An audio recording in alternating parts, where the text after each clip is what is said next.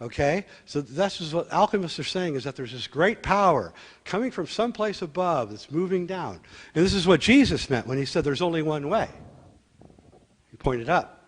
There's only one way. There is only one way, and it is up. There's the pillar on the cross of Henday. Again. And so what this pillar is it's the energy coming from the center of the galaxy. And when it lines up at that moment, click. For a brief moment, it all clicks into place. And then it unclicks and falls out of place. We're in the moment where it's clicking right now. All the systems are lined up. Everything is clicking together. Everything is in together. And we're suddenly, we can see the world as it really is. That's what's going on here. That's what everything about it. The internet is not helping us see the world as it is. We created the internet to help us see the world as it is, because we wanted to know what was going on. And nobody can fool us anymore, hardly. I mean, it's, there's still a lot of con artists, but it's getting harder and harder to fool us. We're like, come on, come on. You said this, and now you're doing that. And everybody's upset, and the politicians know it, and they don't know what to do. And the news media is trying even harder now to hide everything from us and to act like, this one world, the archonic world, is the real world. And we're all beginning to figure out that maybe this world that we were sucker punched into accepting is not a very healthy place. And in that moment of revelation, we're going to not so much rebel as ignore their world. That's what they're really worried about right now. That we're just going to go up and create our own culture. We don't want your culture anymore. We don't want your wars. Right next door to us, the DOD. We don't want your wars. We don't want anything that you're giving us. We're done with you. That's what's really going on here. The hippie movement was the beginning of this, but it was failed because we were idiots, and there's too many drugs, and there were no masters, there was no one to help us. But now, the ones of us that survived, fortunately, we are here, and we actually do possess a lot of the knowledge that we did not have when we were young. And we wish, instead of Hugh Hefner, maybe you could have given us a wise man, Instead we got, a lot of really not very nice people. And now it's our turn to lead the way. And that is really the mission, I think, of our generation. My generation is not to be the ones who survive the golden age, but be the ones who lead the next generation into this knowledge so that they can find out what's going on. Now, alchemy promises two things. It promises us enlightenment and extended life. Okay? Well, interestingly enough, there is a gland in your system which, if you know how to activate it, will enlighten you. It will send you through the center of this torus. And if you also know how to activate another part of this gland, it's been proven beyond any shadow of a doubt that you will have an extended life for a long time. And that gland is the jewel of the human being. It's the stone, the sacred stone of alchemy. Now, it's not to say there isn't an actual stone, but there's everything is correspondence. So there may be a philosopher's stone, or the sun may be a philosopher's stone, but inside your body you also have a philosopher's stone, and everybody has it. How many people know that they have a diamond in their body? How many? Raise your hands. Yeah, you all have a diamond in you. Your body made a diamond, and it's in your body right now. It's called your pineal gland. And it sits right here between your ears, right here. And it looks like an eye. I've actually had one in my hand. And it looks like an eye, and it's looking up. It's an undeveloped eye. And you can open it. It has a little eyelid. It's really weird. And it looks like a pine cone, sort of. And if you cut it open and look, there's this little tiny piece of zirconium right in the center of it. A diamond that you made. It's in your body. And this diamond, all of you guys who know how to build radios know that all of radios have a little diamond. And when you turn your tuner in your radio, you're turning the diamond. And as you turn, it's called a crystal radio. As you turn it, you pick up all the frequencies. So you can turn your diamond and pick up different frequencies. And so when you go to sleep at night and you calm your body down, you activate your diamond. It's called your diamond body in Tibetan alchemy. And you dream. You travel up the tunnel that hooks you. And you come and you go up, and people are traveling up their own tunnels, and you're meeting each other, and you're talking and having weird dreams and all of this. And the pineal gland excretes two chemicals. One is serotonin, and the other is melatonin. It's a Jewish couple, Sarah and Mel. And Sarah is the enlightener, the goddess, the enlightener. And we know that serotonin is one atom away from dimethyltryptamine. Dimethyltryptamine is the most powerful hallucinogen in the world. It's in ayahuasca. It's in all of the mushrooms, okay? And only this is yours. You don't have to take it. It's in your body right now. You can activate it. And when you activate it, you can see the entire universe in front of you. Okay, you don't have to go to Peru or the Amazon, although you can if you want.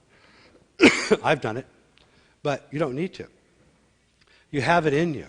The reason that you have to take psychedelics in the Iron Age, by the way, in order to achieve some modicum of enlightenment like the pineal gland has, is because the pineal gland is completely shut down during the Iron Age. For some reason, it just shuts down. Just like when you get old, it shuts down. When you get, after you get about 50 years old, your pineal gland begins to calcify, begins to lose its ability to produce serotonin and melatonin, and it causes you to age. Melatonin, really interesting chemical, causes you to reverse your aging.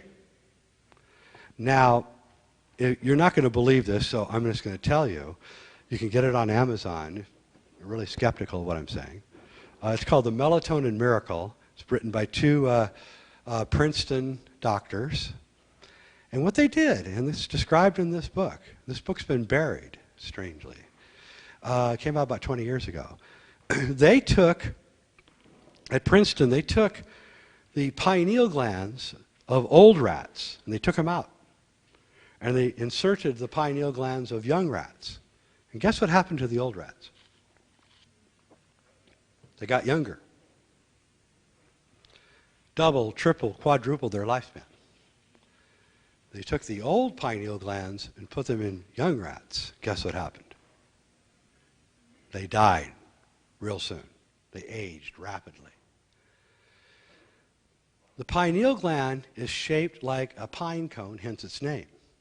It has a spiral going this way and a spiral going this way, like a pine cone, right? It has double helix spiral.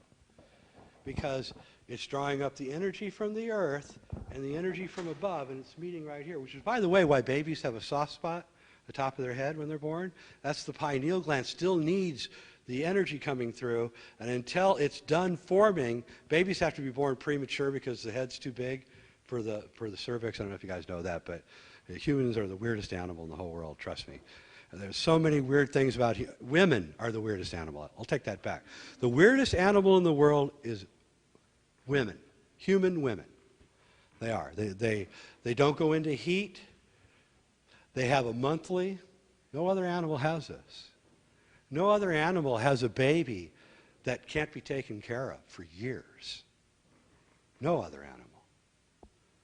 We shouldn't even be here. There's something so weird about us that it's unexplainable. If you ever want to read a great book, read Sex, Time, and Power by Leonard Shlain. in which he shows that men are the wimpy second cousins of women, and that women run everything. Everything. And what they do is they make us think that we run everything so that we'll do all the work. And it's a brilliant exegesis on sex and time and power and how women, by picking and choosing their mates, actually created us and who we are. So I'll have a whole lot of, after reading the book, I stopped having a lot of sympathy for my female friends because I realized they were in charge and I was doing all the work. And so here we have a famous alchemical symbol. This is the alchemist, and he's chopping the head open of an old man right where the pineal gland is. And then Athena, or this woman, this goddess, comes out. And what he's saying is, when you free your pineal gland, your inner power is revealed. And it's strange, because the inner power is not masculine. It's feminine. Because men actually can't create anything. It's women who create everything. Men create culture for women. But it's women who told men to create culture. Go build me a house. I want to have a nice house. And we do it. And we love it. And so when we understand the secret of the pineal gland, then we're going to be liberated. We're going to first understand what a terrible predicament we're in, and then we're going to have an extended lifespan, which is going to stop the freaky kind of life that we're living now, where we're trying to get everything done at once because we're so afraid we're going to die. When we're liberated from this idea of death, no one can control us. That's really what they don't want. They don't want you to ever think that you're not going to die. That's why every show on TV, I don't watch TV. I got to the hotel last night, started watching TV. Oh my God. Turn that thing off. I almost had a nervous breakdown. I saw like 27 people brutally murdered in the first half hour. You know, just flipping around the channel. So what in the world is going on here? You know, and we're in the Iron Age. We worship death because the men are in charge in the Iron Age, and uninitiated men worship death. That's the problem with this world right now. Is women have abrogated their responsibility and allowed male energy to run rampant across the earth, uninitiated, uncontrolled. And it doesn't matter if it's the gang in the neighborhood or the gang next door. Okay? They're all males running around, destroying everything. And the reason that is because in the old days, this is my favorite subject. I don't want to get too far on it until later. But in the old days, all males were males when they reached puberty. There's female initiations too. But being a man, I'm really more concerned with male initiation and the lack of it today.